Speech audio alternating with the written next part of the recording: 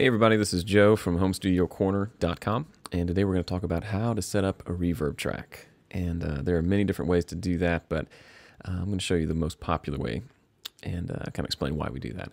Now, as you can see here, we have a vocal track set up over here with a vocal. There's some guitars behind it. Let's take a listen to that as it comes through.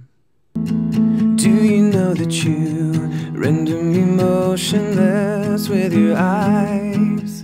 And it's just lovely, but it's too dry, so we need to put a reverb on there.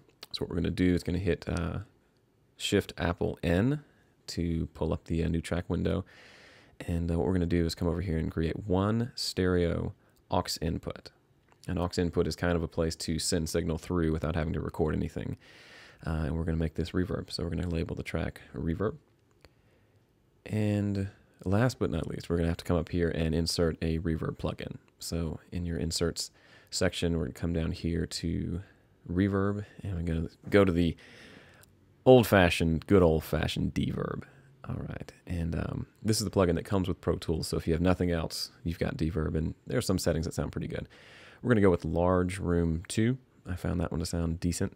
And we'll keep it at 1 second delay just to show you what it sounds like. This may not be perfect for the room. We can always come in and tweak things, but we'll come back later. And you'll notice there the mix was set to 100%. We'll come back. Paralyzed. Okay, there's still no reverb. So what we have to do is we have to send this vocal over to the reverb. And the way we do that is with sends. So come up here to the bus section or your sends section and come down here and select a bus.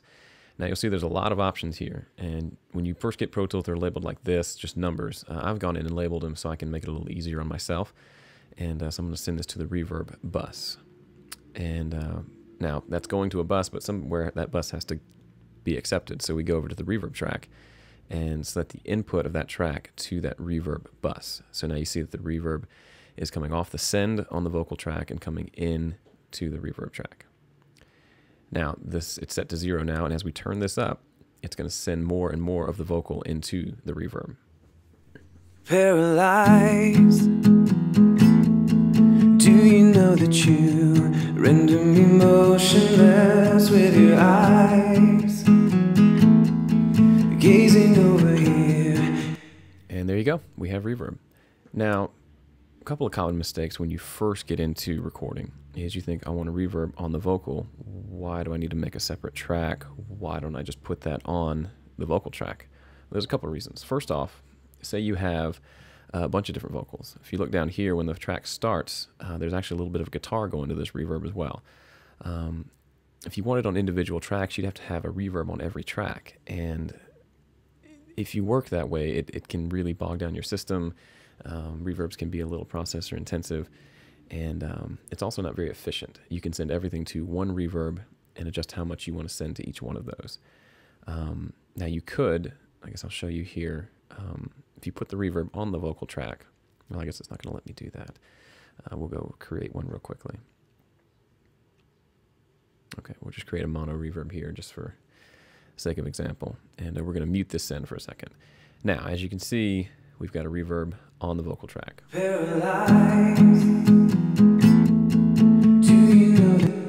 As you can see, it's all reverb and there's no dry signal.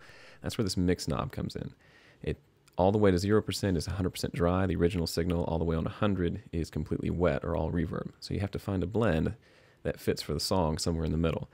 And that's just not terribly effective. You're in the middle of a mix, you think, oh, I want some more reverb. You have to come over here, click on the plugin, come over, adjust your mix, come back out, and then listen to it and see if that works. So just not terribly efficient. So we're going to get rid of that. So the way we have it set up is a send to a reverb. So we'll bring that back down and unmute that. Now here you see this little P.